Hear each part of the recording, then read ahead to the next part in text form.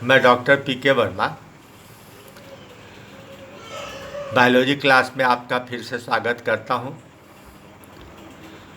आज हम लोग सीबीएसई +2 के 12th क्लास का chapter 6 molecular basis of inheritance प्रारंभ कर रहा हूं।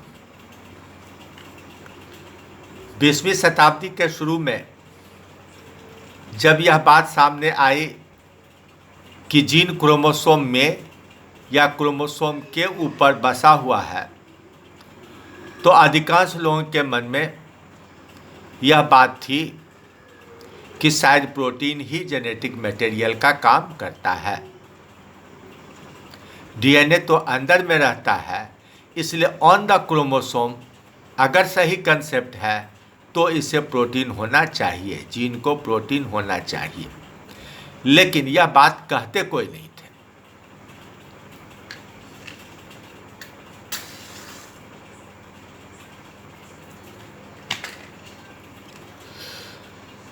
(1928) में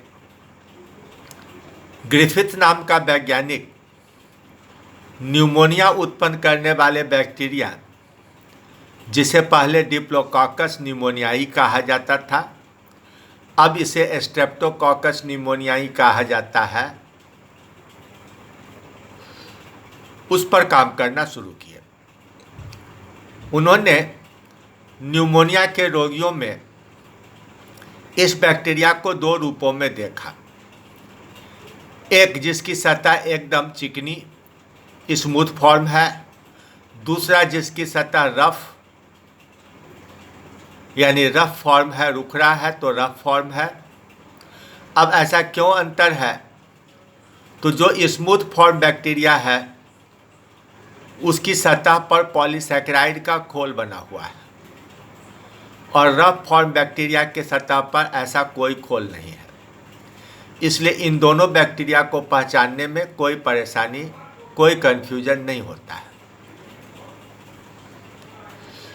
अब इन दोनों बैक्टीरिया को अलग अलग किया गया, उसे अलग से बड़ी मात्रा में पाला गया और तब चूहों के ऊपर इन दोनों तरह के बैक्टीरिया का अलग अलग प्रभाव देखा गया। जब स्मूथ बैक्टीरिया को चूहों में इंजेक्ट किया गया तो चूहे को न्यूमोनिया हुआ और वे मर गए। जब रफ बैक्टीरिया को चूहों में इंजेक्ट किया गया तो चूहे के ऊपर कोई प्रभाव नहीं पड़ा। इसका सीधा मतलब हुआ कि रफ बैक्टीरिया रोग कारक नहीं है, पैथोजेनिक नहीं है। यह न्यूमोनिया नामक रोग सिर्फ स्मूथ बैक्टीरिया से होता है। अब ग्रिफिथ ने स्मूथ बैक्टीरिया को मारकर और तब उसके मरे हुए सेल्स को इंजेक्ट करके देखा, चूहे पर इसका प्रभाव नहीं पड़ा। इसका मतलब जिंदा स्मूथ फॉर्म ही न्यूमोनिया नामक रोग उत्पन्न करता है, न तो रफ फॉर्म उत्पन्न करता है, न तो मरा हुआ स्मूथ फॉर्म बीमारी उत्पन्न करता है। अब एक नए डिजाइन का एक्सपेरिमेंट किया गया। मरे हुए स्मूथ फॉर्म को जिंदा रफ फॉर्म के साथ मिलाकर और तब चूहों को इंजेक्ट किया गया। चूहे मर गए। उनके ब्लड में जिंदा स्मूथ बैक्टीरिया पाए गए। अब मरे हुए बैक्टीरिया तो फिर से जीवित हो नहीं सकते हैं। इसका मतलब मरे हुए स्मूथ बैक्टीरिया के अंदर से कोई जेनेटिक मटेरियल निकलकर रफ बैक्टीरिया के सेल्स में गया, उस पर पॉलीसैकेराइड का खोल उत्पन्न किया और उसमें बीमारी उत्पन्न करने का गुण डाला। वह कौन सा केमिकल है, कौन सा केमिकल जेनेटिक मटेरियल का काम करता है जो स्मूथ बैक्टीरिया से निकलकर रफ बैक्टीरिया में गया और उसमें रूपांतरण किया, ट्रांसफॉर्मेशन किया, ग्रिफिथ नहीं जान पाए। इस पूरी प्रक्रिया को ग्रिफिथ की प्रतिक्रिया, ग्रिफिथ्स रिएक्शन या ट्रांसफॉर्मेशन कहा जाता है। बैक्टीरिया के 3 स्पेसीज, डिप्लोकोकस या स्ट्रेप्टोकोकस न्यूमोनियाई, बैसिलस सबटिलिस और हीमोफिलस इन्फ्लुएंजी में ट्रांसफॉर्मेशन होते देखा गया है। अब 16 साल बाद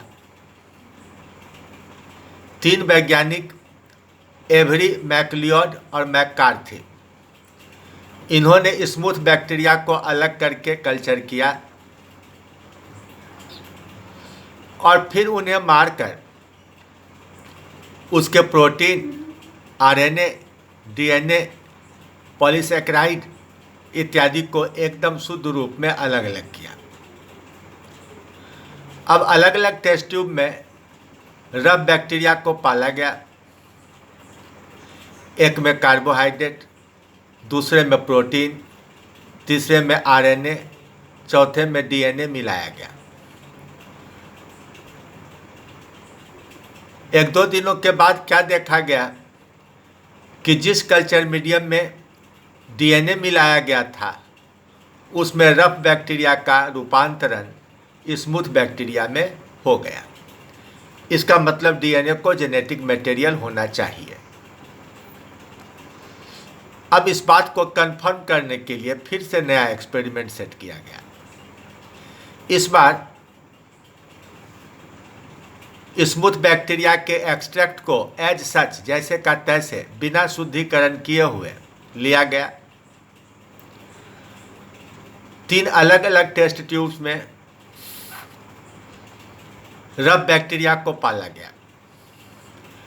पहले टेस्ट ट्यूब में पेप्टाइडेज नाम का एंजाइम मिलाया गया जो प्रोटीन को पचाने वाला है।